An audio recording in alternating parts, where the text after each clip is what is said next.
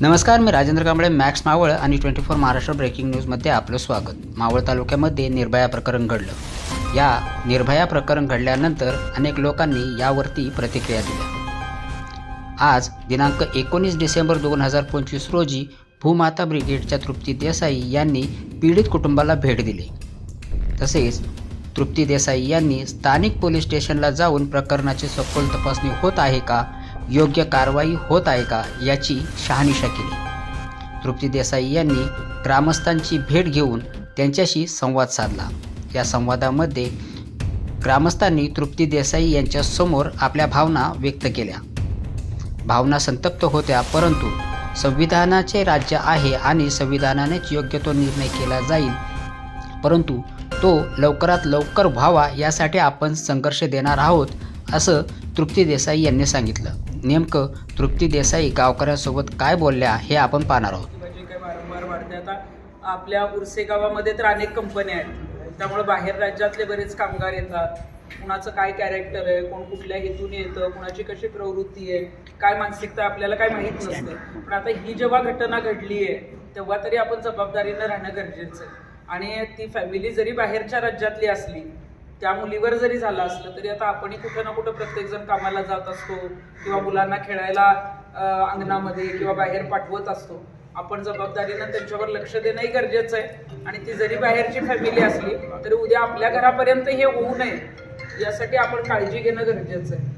आता मगाशी मला तुम्ही सांगितलं की इथे काहीतरी नाईट शिफ्ट ज्या आहेत त्या महिलांच्या उशिरापर्यंत चालतात. मग आता माझं म्हणणं आहे की अशा जेव्हा घटना घडल्या आहेत, तुम्ही सोमवारी बंद पण ठेवलेलं होतं का, निषेधही केला, मुलांना सुद्धा रस्त्यावर उतरून जो आहे तो जनजागृतीचा संदेश दिला, तर सरपंचांच्या माध्यमातून ग्रामस्थांच्या सह्या घेऊन जर ह्या काही नाईट शिफ्ट ज्या काही रात्रीपर्यंत महिलांच्या आहेत त्या ताबडतोब ज्या आहेत ते त्याचं टायमिंग बदलावं यासाठी मला असं वाटतं की तुम्ही एक निवेदन द्या, आम्हीही देऊ, की जेणेकरून आता ही महिला जी आहे, ज्या आईला मी भेटले, जिची मुलगी आता जिची हत्या झाली मुलीची, तर तिचं म्हणणं होतं की मी रात्री 10 नंतर जॉबवरून आले.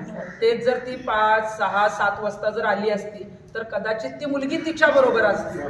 आणि त्या मुलीबरोबर 6, 7 वाजता काय झालंय त्यांना माहीत नसल्यामुळं 2-3 तासानंतर जेव्हा ती घरी आली तेव्हा तिला कळलं की मुलगी नाहीये, किंवा तिच्या छोट्या मुलाने सांगितलं की मुलगी सापडत नाहीये. मग त्याच्यानंतर शोधाशोध, त्याच्यानंतर मग बाकीच्यांना सगळं कळालं. कदाचित शोधायला अनेक तास लागले असतील. म्हणजे या घटना आता मुली किंवा महिला नाईट शिफ्ट, डे शिफ्ट केल्याच पाहिजे, परंतु तसं जर इथं काही लहान मुलं आणि जास्त जे काही आहे ते आपल्याला लक्ष देतात. घरामध्ये दोघंही जॉब करतात. आता तिचे पती जॉब करतायत, तेही करतायत, त्यांचं हातावरचं पोट आहे. त्यामुळे मला असं वाटतं की तुम्हाला जर कशी ती काही मागणी करायची असेल नाईट शिफ्टची, जी रात्री 10, 11, 12 वाजेपर्यंत, तर कदाचित पुरुषांच्या त्या ज्या वेळा आहेत त्या वाढवायच्या आणि महिलांच्या त्या वेळा कमी करायच्या. यासाठी ग्रामपंचायतीने जरी पुढाकार घेतला तर खूप चांगलं होईल. त्याच्यामध्ये सगळे ग्रामस्थ सह्या करतील आणि त्याच्यात आमची काही गरज लागली तर आमच्या संघटनेच्या माध्यमातून सुद्धा तशी मागणी करू. कारण प्रकरण ताजं असल्यामुळे भीतीचं वातावरण आहे. तुम्ही घरामध्ये दररोज तो विषय असेल किंवा आपल्या मुली शाळेत पाठवताना सुद्धा भीती वाटते. आणि हे घडलेलं आहे. म्हणजे मी आता 2-3 प्रकरणांमध्ये जिथं गेले ना, तर तिथे शेतात काम करणाऱ्या महिला 10-20 दिवस जात पण नव्हत्या की उद्या आपल्या मुलींवर काही झालं तर काय करायचं. पण आता कुणावर कधी काय होईल हे आपण सांगू शकत नाही, पण आपण एकतर काळजी घेऊ शकतो, जबाबदारीनं राहू शकतो.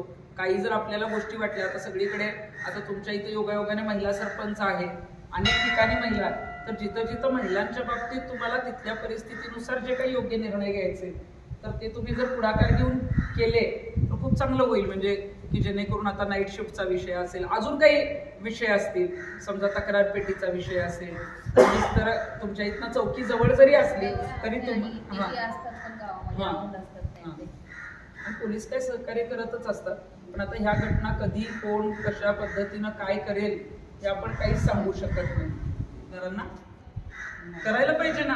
आज तुम्ही त्यांना मतदान केलंय, आज तुमचा आवाज विधानसभेपर्यंत पोहोचवणं, सरकारपर्यंत पोहोचवणं, या फास्ट ट्रॅक कोर्टाची जी मागणी आहे ती तात्काळ मंजूर करणं, या कुटुंबाला मनोधैर्य योजनेतनं पैसे मिळवणं, यासाठी सगळ्यात जास्त कोणी जर आदेश देऊ शकत असेल किंवा जबाबदारीचं काम करत असेल तर ते स्थानिक आमदार आहेत. स्थानिक आमदारांनी इथे येणं गरजेचं होतं. आणि मला तर वाटतं तुम्ही प्रत्येकाने त्यांना कॉल करा. इलेक्शन जरी असलं तरी तो वेगळा मुद्दा आहे. इथं प्रत्येकाच्या घरातल्या मुलीचा प्रश्न आहे. त्यामुळे तुम्ही त्यांना बोलवून घेतलं पाहिजे. त्यांच्या माध्यमातून सुद्धा हे प्रकरण लवकरात लवकर मार्गी लागू शकतं.